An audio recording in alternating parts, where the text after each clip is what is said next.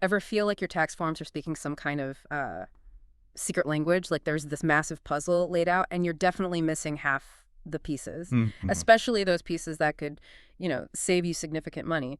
Well, what if I told you there's a powerful deduction out there, a real game changer for many business owners and freelancers that could potentially slash your tax bill? And, like, a lot of people don't even realize they qualify. That's precisely what we're here to unravel today. This Hmm. deduction, tucked away in Section 199A of the Internal Revenue Code, it's specifically designed to sort of alleviate the tax burden on certain types of business income. Okay. And for a vast number of eligible individuals and businesses, truly understanding and navigating Form 8995 is really the pathway to effectively claiming this incredibly beneficial tax break. We're talking about a simplified computation that can translate into real savings. And that's exactly our mission in this deep dive. We're pulling back the curtain on the qualified business income or, QBI deduction. Specifically, we're zeroing in on Form 89995, which is designed for that simplified computation. Right, the simpler one. We're going to walk you through its mechanics, like line by line. But maybe more importantly, we're going to highlight the critical tax-saving opportunities embedded within each step. Mm-hmm. Our sources for this deep dive are straight from the horse's mouth, the IRS Form 8995 itself, and its remarkably detailed 2024 instructions. Yeah, they are pretty detailed. So whether you're a seasoned entrepreneur running a bustling enterprise, a dedicated freelancer navigating the gig economy, or, simply someone looking to sharpen your tax strategy, this deep dive is for you. We're going to break down this intricate deduction into clear, actionable steps, Right. helping you grasp not just what it is, but how it works as a powerful tool to keep more of your hard-earned money. Our goal today is really to equip you with a comprehensive, yet hopefully accessible understanding of how this deduction operates. It's about more than just, filling out a form. Definitely. It's about recognizing a significant opportunity that can directly impact your financial well-being and allow you to make more informed decisions about your business structure and income. All right, let's kick things off with the big picture then. What exactly is this QBI deduction at its core? And perhaps more importantly for many listening, who stands to benefit from it most? Okay, so at its essence, the QBI deduction provides a really significant tax advantage.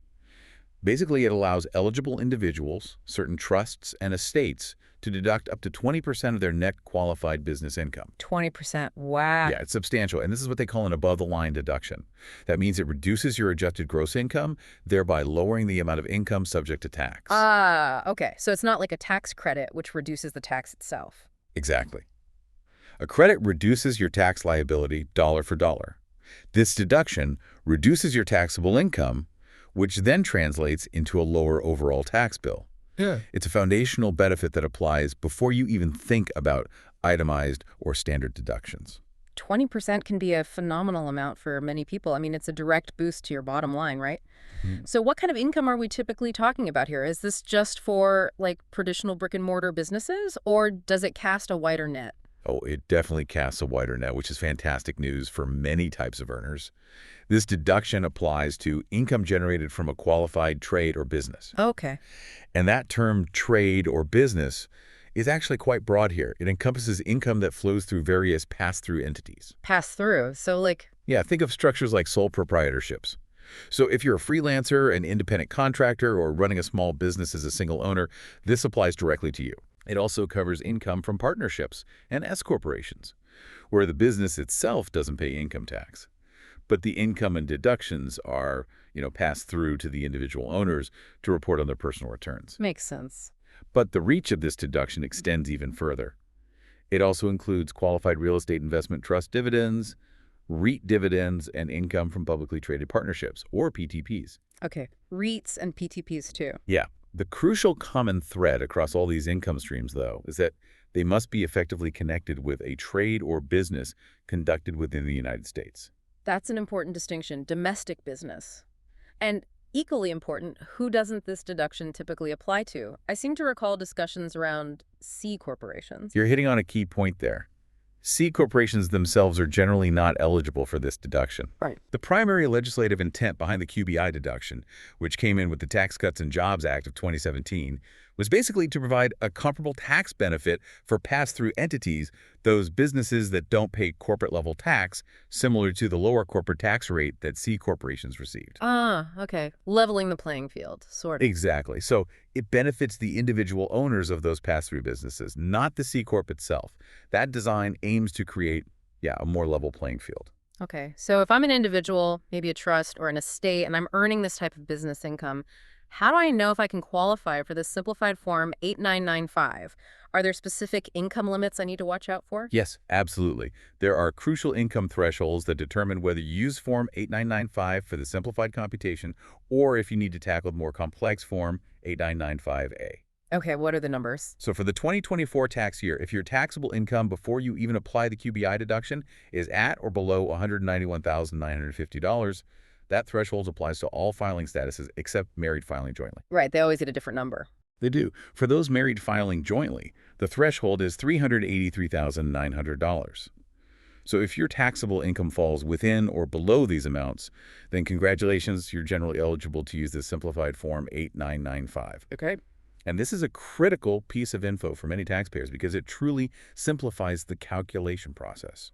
Big time. So just to be clear, if my income is above those numbers, say I'm married filing jointly and make $400,000 taxable income, then I'd be looking at Form 8995A, Correct. which has like additional complexities, W-2 wages, property basis limitations, stuff like that. Exactly right. Form 8995A introduces that extra layer of complexity. It's necessary for higher income taxpayers because it incorporates limitations based on the W-2 wages paid by the business and the unadjusted basis of its qualified property. Gotcha. That sounds like a whole different deep dive for another day, maybe. It could be. But, for the vast majority of small business owners, freelancers, and independent contractors who fall within these specified income brackets, Form 8995 truly lives up to its simplified name.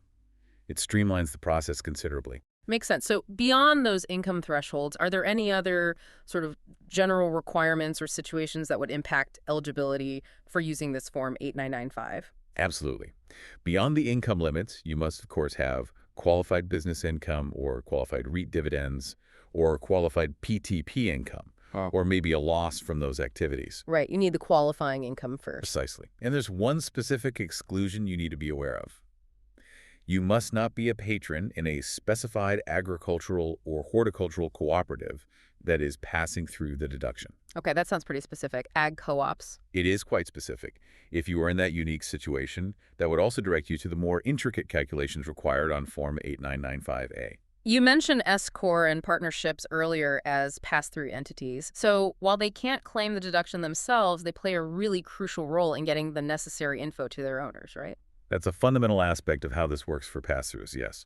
While an S-Corp or partnership can't claim the QBI deduction on its own tax return, they are mandated to pass through all the necessary info. Like what kind of info? Well, the qualified business income itself, any related deductions, W-2 wages, if applicable, property basis, all the relevant pieces. This data is typically provided to the individual owners on an attachment to their Schedule K-1. Oh, the K-1. Everyone loves getting those. Yeah, that's the form used to report their share of the entity's income, losses, deductions, and so on. This detailed breakdown on the K-1 allows the individual owners to then accurately compute their own QBI deduction on their personal tax returns. Okay. And similarly, cooperatives provide the relevant information to their patrons, usually on Form 1099 PATRR. And what about estates and trusts? How do they handle the QBI deduction? They always seem to have their own set of rules. They certainly do. Estates and trusts have unique considerations, and the rules here allow for some flexibility, actually. So if a grantor or another person is treated as owning all or part of a trust, like a grantor trust where the person is considered the owner for tax purposes, then that individual computes their QBI deduction as if they received the income directly. That's sort of a look-through approach. Makes sense. They're basically the owner anyway. Right. Now, for non-grantor trusts or estates, they generally have an option. They can either claim the QBI deduction themselves on the trust or estate's tax return, Form 1041, or they can pass the necessary QBI information on to their beneficiaries via Schedule K-1. So they can choose. How does that allocation work? The allocation of these QBI items between the trust state and its beneficiaries is generally based on the proportion of the trust's or estate's distributable net income DNI for the year that is distributed versus what is retained. Okay, based on distributions. Exactly. If, for instance, there's no D&I for the year, then all the QBI items are allocated entirely to the estate or trust itself.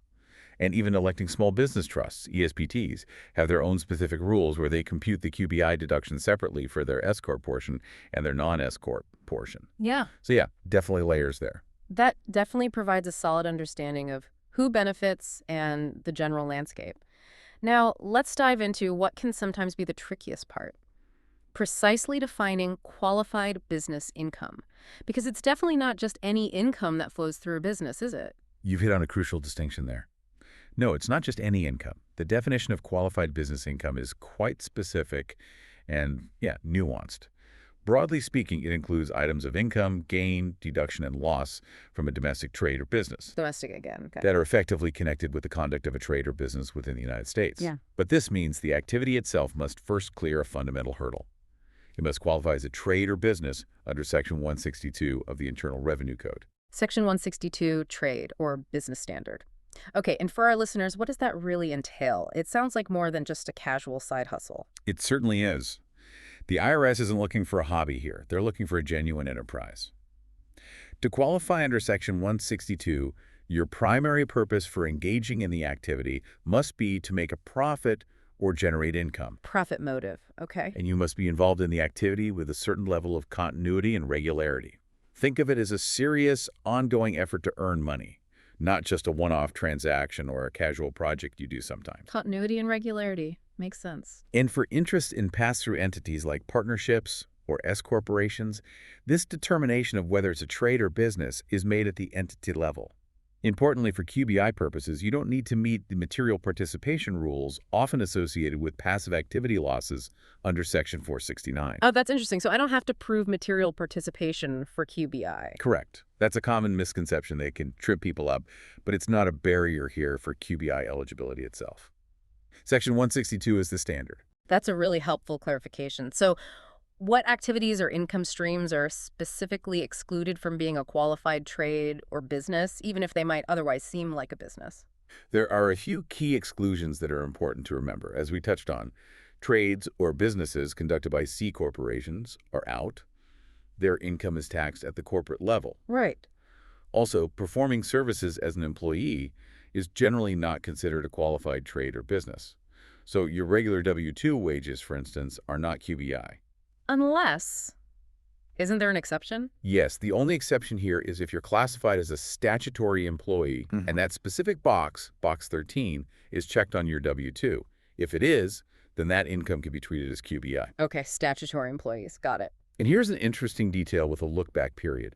If you were previously an employee of a business, and within 3 years of leaving that employment, you begin providing substantially the same services to that same business. Yeah, there's a 3-year presumption that you're still providing services as an employee for QBI purposes. While this presumption can be rebutted, it typically requires very specific and compelling documentation, like contracts that clearly establish your independent contractor status. So you can't just quit on Friday and come back as a contractor on Monday doing the same job to get QBI. Pretty much. The IRS wants to prevent that quick shift solely for QBI benefits. Now, here's where it gets particularly interesting for a lot of our listeners, I think, especially those involved in real estate. Many people might not intuitively think of renting property as a business for tax purposes in the same way they think of, say, a retail store. But it absolutely can be, right? This feels like an area with huge tax-saving potential. Absolutely. And this is a fantastic point with considerable tax-saving implications for real estate investors. The ownership and rental of real property can indeed constitute a trade or business for QBI deduction purposes, provided it meets that Section 162 standard of continuity and regularity we just discussed. Okay, so active involvement, managing, leasing. Right. It means your rental activities aren't just passive investments. You're actively involved in managing, maintaining, and leasing the property with a profit motive. But what's even more beneficial, and often surprising for many, is that the IRS has provided a specific safe harbor for rental real estate enterprises. Ooh, a safe harbor. That sounds like a welcome shortcut. What are the key conditions for that? Because that could be a huge unlock for landlords. It absolutely is a major unlock. Under this safe harbor found in Revenue Procedure 2019-38, a rental real estate enterprise can be treated as a trade or business for QBI deduction purposes, even if it doesn't strictly meet the general Section 162 definition on its own. Wow. Okay, so what do you need to do? To qualify for this safe harbor, an enterprise, which can be a single property or a group of similar properties, must meet three main conditions annually. First, hours of service. Hours. How many? At least 250 hours of rental services must be performed each year for the enterprise. This includes things like advertising, negotiating leases, collecting rent, supervising repairs, managing property, tenant services, all that stuff. 250 hours. Okay, what else? Second, separate books and records. You must maintain separate books and records to reflect the income and expenses for each rental real estate enterprise. Clear accounting is key. Makes sense. And the third? Third, contemporaneous records. You must maintain records as you go, including time reports, logs, or similar documents detailing the hours of services performed, a description of the services, the dates, and who performed them. Contemporaneous, so you can't just reconstruct it all at tax time. Ideally not, no. The IRS wants to see records kept throughout the year. If you meet these three conditions, you get the safe harbor. If not, the rental activity might still qualify under the general Section 162 definition, but the safe harbor offers a much clearer, less ambiguous path. That's really good to know. And additionally, it's worth noting that the rental or licensing of property to a commonly controlled trade or business operated by an individual or a pass-through entity also qualifies. Oh, like if I own the building and lease it to my own operating company. Exactly. That scenario generally qualifies the rental income for QBI purposes too. So that covers general businesses and real estate, but what about those professions often referred to as service businesses? Doctors, lawyers, accountants, consultants. For a long time, there was a lot of confusion about how the QBI deduction applied to them. Are they always excluded, or is there a way for them to benefit? That brings us to specified service trades, or businesses, or SSTBs. And yes, this is an area where the rules have significant nuance and important exceptions, particularly for those using Form 8995 because of those income thresholds. SSTBs. Okay. Generally speaking, an SSTB is excluded from being a qualified trade or business for the QBI deduction. These are businesses performing services in specific fields. Like which ones? Fields like health, law, accounting, performing arts, consulting, athletics, financial services, brokerage services, even investing, investment management, trading, or dealing in securities. Wow, that's a broad list. It is. And it also broadly covers any business where the principal asset is the reputation or skill of its employees or owners.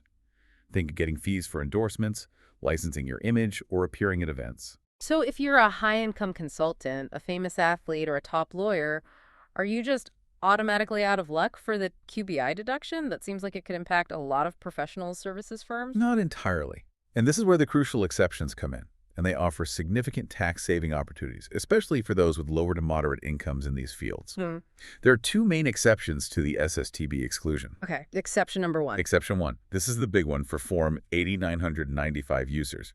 If your taxable income before the QBI deduction is at or below those simplified computation thresholds we discussed earlier, $191,950 for most filers, or $383,900 for married filing jointly, Yes. then your SSTB is fully treated as a qualified trade or business. Get out.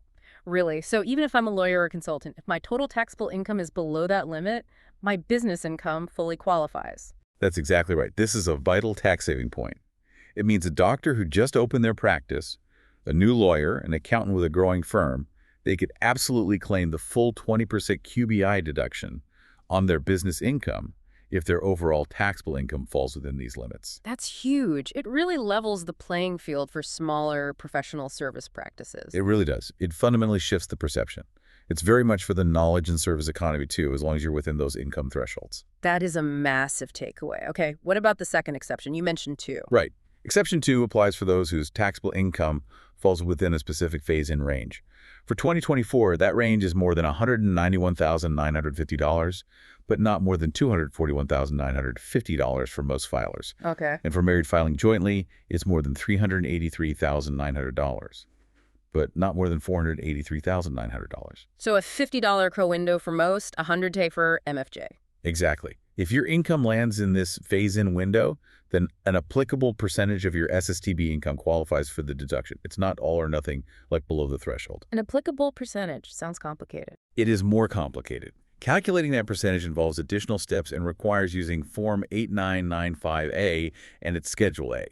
So while it offers some relief for those just above the lower threshold, for our deep dive today focused on the simplified Form 89995. Right. The key takeaway is, If you're an SSTB and your taxable income is below those lower thresholds, $191,950, $383,900, you get the full benefit. No phase-out, no percentage calculation needed on Form 89995. That really clarifies what counts as a qualified business and the critical nuances for service professions, especially regarding those income limits. Now, let's get into the specifics. What income and deductions are actually included when we talk about calculating that qualified business income amount? What should listeners be looking for on their records? Okay, so your QBI encompasses qualified items of gross income, gain, deduction, and loss that are derived from your domestic trades or businesses and are effectively connected with operations in the U.S. So is it the net amount, basically? Income minus expenses. Pretty much. It's the net profit or loss after considering all relevant business expenses that are allowed in calculating your taxable income for the year. This includes items reported from sole proprietorships on Schedule C, Okay. from partnerships on Schedule K1, from S corporations on Schedule K1, and from certain estates and trusts. To calculate your total QBI from a specific trade or business, you must factor in all items attributable to that business. And that includes some specific deductions too, right? Not just the obvious business expense. Yes, exactly. This includes a number of common deductions that reduce your QBI. For example, if you have unreimbursed partnership expenses, those reduce your share of the partnership's QBI. Okay. The deductible portion of your self-employment tax also reduces your QBI. Ah, the SE tax deduction. Yep, as does your self-employment health insurance deduction. And any contributions you make to qualified retirement plans like a SEP IRA or a solo 401k as a self-employed individual, all these items reduce the net QBI figure. So QBI is really the profit after those specific deductions too? Correct. It's the net amount, which then becomes the basis for your 20% deduction calculation. And just as important, maybe even more so, what is explicitly not included in QBI? This seems like a common area for mistakes. Getting this wrong could really mess up your calculation. Understanding the exclusions is absolutely paramount, yes, for proper tax planning and to ensure you're not overstating your QBI. So QBI specifically does not include, first, wage income. W-2 wages. Right. Unless you fall under that rare statutory employee category we discussed, your regular W-2 wages are not QBI. Okay. What else? Reasonable compensation from an S corporation. If you're a shareholder employee of an S corp, any reasonable salary you pay yourself is not QBI. The QBI deduction only applies to the pass-through profit that comes through on the K1 after your compensation. Got it. Profit, not salary. Also, guaranteed payments. Right. If you're a partner in partnership and receive guaranteed payments for services, those are also not QBI. They're treated similarly to wages. Okay, no guaranteed payments. Also, payments for services performed by a partner but not in their capacity as a partner, also excluded. Then there's investment type income. Like capital gains. Exactly. Items that are treated as capital gains or losses, like gains from selling business assets, are generally not QBI. Dividends. Interest. Regular dividends you receive, including qualified dividends, are generally not QBI. The exception is those qualified redividends we mentioned earlier. Similarly, interest income that isn't properly allocable to a trade or business is excluded. So interest earned on your business savings account probably doesn't count unless it's really tied into the business operations directly. Okay. Any other big exclusions? Yeah. Certain other income types like income loss or deductions from things like notional principal contracts or annuities are also generally excluded unless they are directly connected to the trade or business. Seems like a lot to track. It can be. As a practical tip, the IRS instructions for Form 8995 include a helpful QBI flowchart. It's a really good visual aid for figuring out what's in or out of QBI. Good tip. It certainly does, like meticulous record keeping and careful categorization of income and expenses are absolutely critical here. Now, what about losses? If my qualified business activity actually loses money in a year, how does that factor into the QBI deduction? Does that loss just disappear for QBI purposes, or can it still generate some future tax savings? This is a truly critical area for tax planning and can lead to significant future savings. So, if your business incurs losses or deductions that are suspended in the current year by other Internal Revenue Code provisions. Suspended, like what? For example, due to basis limitations, meaning you don't have enough capital invested, or at-risk rules limiting losses to the amount you are economically at risk, or passive activity loss rules limiting losses from activities you don't materially participate in, or even the excess business loss rules. Okay, so if other rules block the loss deduction now. Right. If those losses are suspended by these other rules, they are not included in your QBI for the current year. They don't immediately reduce your QBI because they're not yet allowed for general tax purposes in calculating your overall taxable income. So let's take that passive activity example. If I have a rental property that generates a loss, and that loss is suspended because it's passive and I don't have enough passive income to offset it this year, it doesn't count against my QBI right now. Is that the gist? That's exactly the gist. Yeah. But, and here's the powerful tax-saving mechanism, when those previously suspended losses are finally allowed in a future tax year. Maybe because I get more passive income or sell the property? Right. Perhaps because you increase your basis, you have more at-risk amounts, or you generate enough passive income to release the losses. They retain their qualified status. Ah, so they remember they were QBI related. Exactly. This is vital. A qualified loss, even when suspended, remains qualified for future QBI deduction calculations. It doesn't lose its character just because it couldn't be used immediately. Okay, that's huge. This means they can be carried forward and then used to reduce your QBI in those subsequent years, potentially generating a QBI deduction then. This makes diligent tracking of these qualified suspended losses year over year incredibly important. So loss tracking isn't just about the loss itself, but its QBI character too. Precisely. Whether they were incurred pre-2018 or post-2018 matters too, as the specific rules for their inclusion differ slightly based on when the loss originated. It's a classic long-term play for tax efficiency. Okay, wow. We've laid some really essential groundwork here. We've clearly defined what qualifies, what doesn't, the SSTB rules, the income limits, and even touched on the strategic importance of loss carryforwards. Now, let's get into the real brass tacks. How do you actually calculate this deduction on Form 8995? Let's break down the key sections and highlight where the real tax savings become evident line by line. This is where all that foundational knowledge truly translates into, actual dollars saved. Indeed. Let's walk through Form 8995 step by step, dissecting each critical part. The form is structured pretty logically, actually. It builds the deduction incrementally, moving from your individual business income sources to the final calculated deduction amount. Okay, let's start at the top. Part 1, figuring your qualified business income QBI component. Right. This section is all about calculating the potential 20% deduction that arises directly from your core qualified business activities. All right, line 1, right at the top. What's the specific information you're putting in there, and what's its purpose? Okay, line 1, trade business information and QBI loss. This is your starting point for each individual business or potentially a group of businesses. Here, you'll list each qualified trade or business that generated QBI. Or those aggregations you mentioned. Exactly, or any aggregations of businesses you've chosen to make.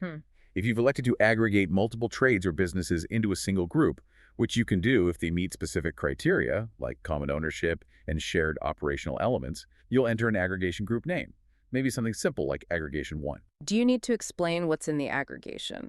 Generally, yes. For these aggregated groups, you would typically attach Schedule B from Form 8995A, or a similar detailed statement if you're just using Form 8995 to show which businesses are included in that group. Okay. And if I'm using that rental safe harbor? Good question. If you're utilizing the rental real estate safe harbor we discussed, you would list each qualifying enterprise here too, perhaps just calling it Rental Enterprise 1. For each business, aggregation, or rental enterprise, you'll enter its employer identification number, EIN, if it has one, or your Social Security number, or ITIN, if you're a sole proprietor or single member LLC. And then column C, importantly, that's the actual income or loss flush from that specific business or aggregation for the year. Yes, precisely. In column C of line 1, you'll enter the net qualified business income or loss for that specific trade or business activity. And this is a really crucial point for accurate tax planning and calculation. What's that? You do not include any losses or deductions that are currently suspended by other code provisions on this line. Ah, the suspended losses we just talked about. Right. Those losses are handled separately. They get factored in later as carryforwards if and when they become allowed. Line 1 is solely for the current year QBI that is allowed in calculating your current taxable income. This ensures you're working with only the immediately deductible amounts for this initial calculation. Got it. Current year allowed QBI only on line 1. So after carefully listing and calculating the QBI for all my individual businesses or aggregations, what happens on line 2? Line 2, total qualified business income or loss. This line is pretty straightforward. It simply aggregates all your entries from line 1, column C. You just combine the QBI or loss from all your listed trades or businesses. So just add them all up? Yep, sum them up. If you happen to have more than 5 distinct trades or businesses, which would be a lot, You would attach a separate statement detailing each of them and then include their combined total on line 2. It's a simple summation. Okay, now line 3. This sounds important. This is where those carried forward losses, the ones we discussed, finally come into play, right? This feels like a real opportunity for significant tax savings from prior years. Absolutely. Line 3, qualified business net loss carry forward from the prior year. This is indeed a major tax saving point and a strategic lever for many taxpayers. This line is specifically where you include the qualified portion of any net losses from your trades or businesses from prior years Okay. that were previously suspended by other tax rules like those at-risk limitations or passive activity rules, but are now finally allowed in calculating your taxable income for the current year. So losses freed up this year from past years go here. Exactly. This could be an immense benefit, especially if you had a challenging business year previously. And what's powerful is that even if the trade or business that originally generated the loss is no longer in existence, this qualified loss carry forward can still be used to reduce your current year QBI from other sources. Wow, that's flexible. It is. And the IRS provides that detailed QBI loss tracking worksheet within the instructions, which is pretty much indispensable for managing these losses correctly. Yeah. It guides you in applying that first in, first out, or FIFO method we talked about. FIFO for losses, okay. Yeah, ensuring that older losses are utilized first, which is critical for maximizing your deduction over time, especially considering the pre-2018 loss rules. So just to hammer this home, because it's such a key tax saving point, if you had a tough business year back then, those qualified losses don't just vanish into thin air. They retain their value and can potentially come back to help you save on taxes in a better, more profitable year now. That's a truly profound aha moment for many entrepreneurs, isn't it? Turning past adversity into a tangible future tax benefit. Precisely described. And that leads us directly to line 4, total qualified business income. This line effectively combines your current year QBI from line 2 with any prior year qualified business loss carry forwards you brought in on line 3. So current QBI minus allowed prior losses. Essentially, yes. You combine them. Now, if the combined result is 0 or a negative number, you enter NACS 0 on line 4. Why 0? Because a negative total QBI means you won't generate a QBI deduction from your business income component for the current year. However, and this is important, any negative amount calculated here will then become a new loss carry forward to the next tax year, preserving its future tax saving potential. You report that carry forward later in Part 4. Okay, so negative QBI here rolls forward, got it. And then the number everyone is sort of waiting for, line 5, what's happening there? Line 5, qualified business income component.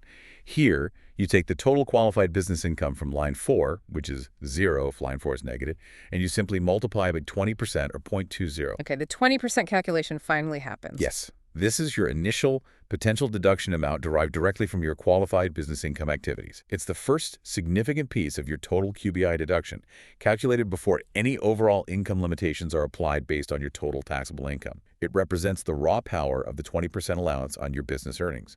Okay, that's part it's on. Now, moving on to part 2. Figuring your qualified REIT dividends and publicly traded partnership PTP income loss component. This section reminds us that the QBI deduction isn't solely about your active business income.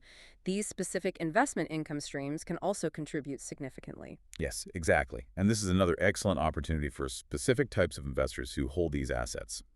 Line 6, qualified REIT dividends and publicly traded partnership PTP income or loss. This is where you report two main things. First, your qualified real estate investment trust dividends. Where do I find those? You'll typically find these on your Form 1099 DIV, usually reported in Box 5. It's important to remember, though, that for these dividends to qualify for the QBI deduction, they must come from a REIT you held for more than 45 days during a specific period. And they cannot be capital gain dividends or those qualified dividends that already get preferential capital gains rates. Those are excluded. Okay, specific REIT dividends from Box 5, withholding period rules. What's the PTP part? The second part is your share of qualified PTP income or loss. This covers your portion of qualified items, income, gain, deduction, loss, from a publicly traded partnership that is not treated as a corporation for tax purposes. It can also include gains or losses from selling your PTP interest, but only if those gains or losses are not treated as capital gains or losses.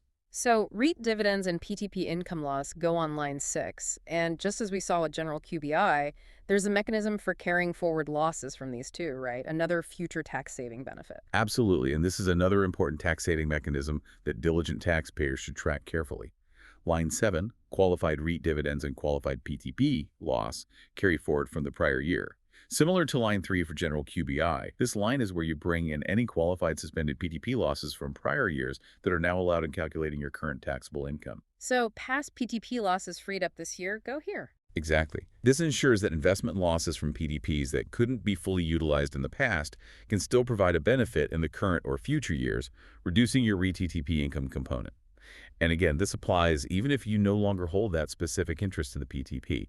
It allows for that carryover of tax benefits. Okay, so combining those current year figures and carry forwards, what's line 8 for? Line 8, total qualified REIT dividends and PTP income. Here, you simply combine the current year REIT and PTP income loss from line 6 with any prior year PTP loss carry forwards from line 7. Just like line 4, if the result is 0 or a negative number, you enter 0 on line 8. And any negative amount here also gets carried forward. Yes, any negative amount calculated here will then be carried forward to the next year, reported in Part 4, to potentially offset future qualified REIT or PTP income. Got it. And then on line 9, we do another 20% calculation. Correct. Line 9, REIT and PTP component. You multiply the amount from line 8, 0 if line 8 was negative, by 20% or 0.20. This gives you the potential deduction amount derived specifically from your qualified REIT dividends and PTP income. This is the second significant piece that contributes to your overall potential QBI deduction. Okay, parts 1 and 2 gave us the potential deductions from business income and REIT PTP income. Now we're truly at the exciting part. Part 3, figuring your total qualified business income deduction. This is where it all comes together, and we see the impact of that overall income limitation. Precisely. This section synthesizes everything. We start with line 10, qualified business income deduction before the income limitation. This is your aggregate potential QBI deduction. You simply add the amount from line 5, your QBI component from your businesses, and the amount from line 9, your REIT and PTP component. Add line 5 and line 9. Okay. This sum represents the total deduction you've calculated based on all your qualifying business and specific investment income before any overall income limitations kick in based on your total taxable income. Think of it as the gross benefit calculated so far. So that's the maximum I could deduct based purely on my qualifying QBI and REIT IT PTP income. But there's always a final ceiling, isn't there, based on my overall taxable income for the year? Yes, and this is a critical limitation. It prevents the deduction from exceeding a certain portion of your overall income. This calculation starts with line 11, taxable income before qualified business income deduction. Okay, where does this number come from? This figure represents your total taxable income before you subtract the QBI deduction itself. For most individual filers using Form 1040, 1040-SR, or 1040-NR, this is essentially the amount from line 15 of your main tax form, but figured before you subtract any QBI deduction you might calculate. This number is absolutely crucial because your final QBI deduction cannot exceed 20% of this amount after one specific adjustment. Right, the adjustment on line 12. It mentions net capital gain and qualified dividends. How does that factor into this final income limitation? Can I? Line 12. Enter your net capital gain, if any, increased by any qualified dividends. This line accounts for specific types of income that often receive preferential tax treatment, meaning they're typically taxed at lower rates than your ordinary income. Like long-term capital gains and qualified dividends. Exactly. For Form 1040 filers, this generally includes your net capital gain, which might be calculated on Schedule D, and any qualified dividends reported on line 3A of your Form 1040. The instructions give details on how to calculate this precisely, often involving Schedule D figures if you have capital gains. This figure is then subtracted from your taxable income from line 11 for the specific purpose of calculating the QBI deduction limitation. Why subtract those? What's the thinking there? The rationale here is that the QBI deduction is primarily intended to benefit income from active trades or businesses, or specific pass-through investments like REITs PTPs. It's not really meant to give an additional break to investment income like capital gains and qualified dividends that already enjoy favorable tax treatment through their own lower rates. It helps ensure the deduction focuses on entrepreneurial efforts and pass-through business income. Okay, that makes sense. So then on line 13, you're essentially refining the ordinary income portion of your taxable income, the part that's truly eligible for this 20% limit. Exactly. Line 13, Subtract line 12 from line 11. You subtract the amount from line 12 representing those preferentially taxed capital gains and qualified dividends from your taxable income on line 11. If the result is 0 or less, you enter 0 no. This adjusted figure effectively isolates the portion of your taxable income that is subject to ordinary income rates, and this becomes the base on which your ultimate QBI deduction limitation is calculated. It's the maximum base amount against which your 20% deduction limit can apply. And then the actual final income limitation calculation appears on line 14. Correct. Line 14, income limitation. Here, you multiply that adjusted taxable income from line 13 by 20%, or 0.20. This result is the absolute ultimate cap on your QBI deduction for the year. This limitation is really key then, isn't it? It means that even if your calculated QBI deduction from your businesses and REITs PTPs back on line 10 is very high, you can never deduct more than 20% of your taxable income after adjusting for those capital gains and qualified dividends. That's exactly right. It's a crucial control mechanism. It ensures the deduction primarily benefits the intended types of income and doesn't become, say, a way to shelter huge capital gains or other forms of investment income beyond that 20% cap. It keeps the benefit aligned with the spirit of incentivizing small business and entrepreneurship. Precisely. And finally, the culmination of all these calculations, the moment of truth for your tax savings. Line 15, qualified business income deduction. This is the final powerful number you've been working towards. Here, you enter the smaller of two figures, either the amount from line 10, your calculated QB or TPP deduction before limitations, or the amount from line 14, the income limitation. The smaller of the two. Okay. Whichever is less, that's your actual QBI deduction.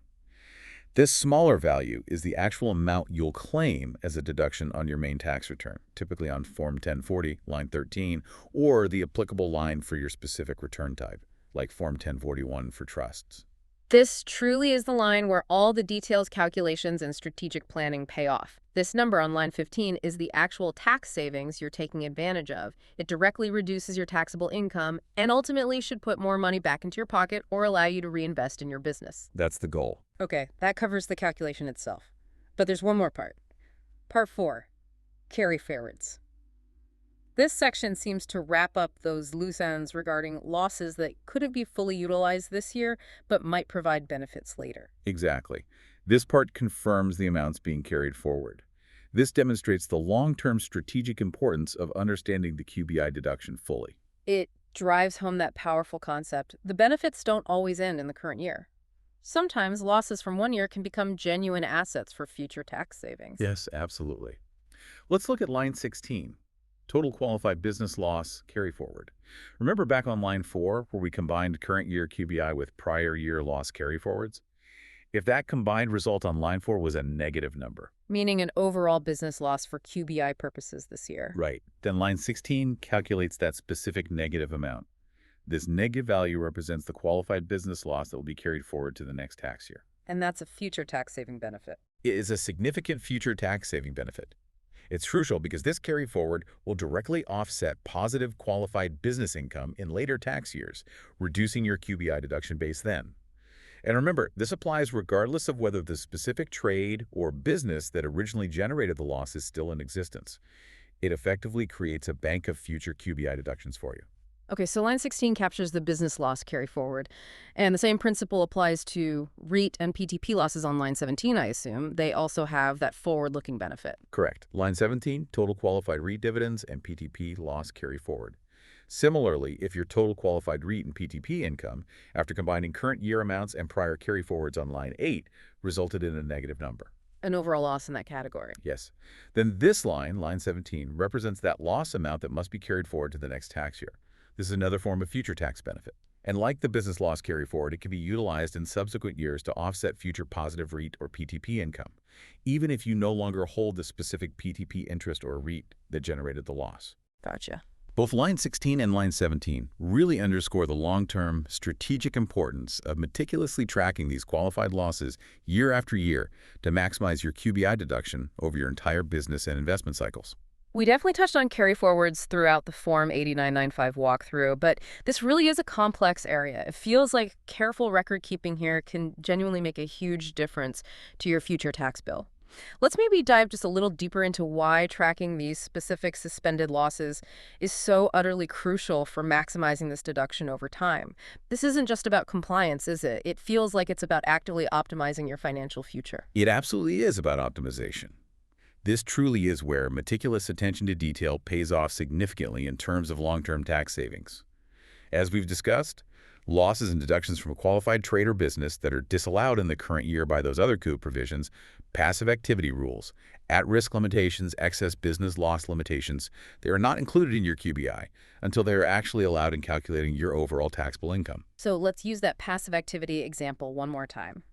If I have a side business or a rental property that generates a loss this year, and those losses are suspended because I don't have enough other passive income to offset them, they don't impact my QBI deduction now. That's the core idea, right? Exactly. They sit on the sidelines for QBI purposes for now.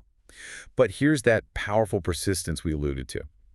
These losses retain their status as either qualified or non-qualified while they are suspended. They remember what they are. Yes, Yes. this is a vital characteristic. A qualified loss, even when it's suspended and can't be used immediately, does not lose its character. It remains a qualified loss for future QBI deduction calculations. It doesn't magically become something else when it's finally released from suspension. This preservation of status is absolutely key to its future value. Okay. So how does someone even begin to keep track of all this? Especially if you have multiple businesses or losses, maybe spanning several years. You mentioned the IRS has a QBI loss tracking worksheet in its instructions. Can you explain how that actually helps manage these future tax savings and ensures you capture every potential penny? That QBI loss tracking worksheet provided in the IRS instructions is an indispensable tool for this very reason. It's designed specifically to help you manage and track these suspended losses under each specific code provision that might limit them: basis, at risk, passive, etc. How does it work? The worksheet has several key columns that guide you through the process methodically, ensuring no potential deduction is missed. For example, column A is where you meticulously record the total suspended losses in the year they were initially disallowed. That's your starting point for each loss bucket.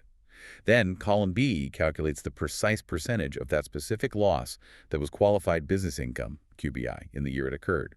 This percentage is crucial for future allocation and will essentially stick with that loss forever. Okay, so you track the loss amount and its original QBI percentage. And when those losses are finally unlocked and become allowed in a later year, how do you decide which ones to apply first if you have losses from multiple years? Is there a specific order? Yes, there is. And this is where that first in, first out, or FIFO method comes in. It's a critical rule for maximizing your savings over time, and the worksheet helps you apply this systematically. FIFO, oldest losses first. Exactly. You first allocate any previously suspended losses that are now allowed to your pre-2018 losses until those are completely exhausted. This is an important first step because remember, all pre-2018 suspended losses are considered non-QBI for carry-forward purposes. They still reduce your overall taxable income when allowed, but they don't generate a QBI deduction themselves. Okay, use up the old non-QBI losses first. Then what? Once those older pre-2018 losses are fully utilized, you then move chronologically through the subsequent years, 2018, 2019, etc., applying the QBI fixed percentage you determined back in column B for each year's batch of losses as they become allowed. This methodical FIFO approach ensures that the oldest losses are always used up first. Why is FIFO so important here? It's crucial for maximizing the tax benefit of your more recent, potentially QBI-eligible losses. By clearing out the older, especially pre-2018 non-QBI losses first, you preserve the QBI character of the newer losses for when they are eventually used. Okay, that makes sense. This level of detail really isn't just about busy work or ticking compliance boxes, is it? It's the meticulous, sometimes tedious work that unlocks potentially thousands more dollars of that 20% deduction in later years. It truly is like having a carefully managed bank account of future tax savings, where diligent tracking ensures you don't miss out on any valuable deposits from loss years or withdrawals in profit years. That's a perfect analogy. The worksheet also includes columns like prior year suspended losses allowed, column C, which records precisely what portion of those suspended losses is released and becomes deductible in the current tax year. Then it further categorizes these released losses into non-QBI allocated losses, column F, and QBI allocated losses, column J, to show exactly how those released losses are specifically divided based on their original character and the FIFO order. Wow. Any remaining suspended losses that aren't allowed this year are carefully tracked in columns H and L to be carried forward again. This systematic tracking, guided by the FIFO method, directly feeds into the amounts you'll confidently enter on lines 3 and 7 of Form 8995, translating your past losses into current year reductions of QBI. What if a suspended loss originated from one of those specified service trades or businesses in SSTB? Does its qualified portion change when it's finally allowed years down the road, especially given those income limitations for SSTDs we talked about? That's a good, nuanced question. The answer is no. It generally doesn't change. Yeah. This simplifies things somewhat, but really emphasizes the importance of the initial calculation back when the loss occurred. Okay. If a suspended loss was from an SSTB, its qualified portion, that applicable percentage that could be deducted if income was in the phase-out range, or 100% if below the threshold, or 0% if above, was determined based on your taxable income in the year the loss was originally incurred. So you lock in the percentage from the loss year. Exactly. You don't redetermine that applicable percentage based on your income in the year the loss is finally allowed and released from suspension. The percentage of the loss that was qualified QBI in the year it occurred is the percentage that remains qualified when it's eventually deducted. This consistency really underlines the importance of accurate record keeping from the original loss year itself. So, to bring it all back around and connect these vital dots one last time, all this detailed loss tracking and meticulous record keeping using something like that worksheet culminates on lines 3 and 7 of Form 8995. That's precisely where those previously suspended qualified losses finally get to reduce your current year qualified business income and qualified REIT-PTP income directly and potentially significantly increasing your overall QBI deduction for the current year. It's a powerful deferred tax benefit that you have to track to claim. Exactly. It's a powerful and, honestly, often underutilized mechanism that truly allows taxpayers to maximize the QBI deduction over multiple tax years, smoothing out the impact of business cycles rather than just being limited to the snapshot of the year a loss occurs. Without this diligent multi-year tracking, a significant amount of potential future tax savings could very easily be overlooked or simply left on the table unclaimed. So what does this all mean for you, the listener, as you navigate your own financial landscape? The qualified business income deduction, particularly understanding how Form 8995 works, is really a powerful illustration of how our tax code, while undeniably complex, also contains immense opportunities for those who are well-informed. As you consider your own financial situation, any business ventures you have, whether they're a blossoming startup or maybe a long-standing freelance career, think critically about how deeply you've explored every potential avenue for tax efficiency.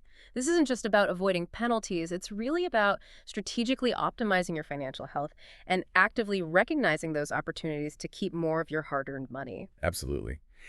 This deep dive into Form 8995 really shows that effective tax preparation isn't merely about filling in boxes correctly. It's about cultivating a strategic understanding, line by line, of how the rules interact, potentially to your benefit.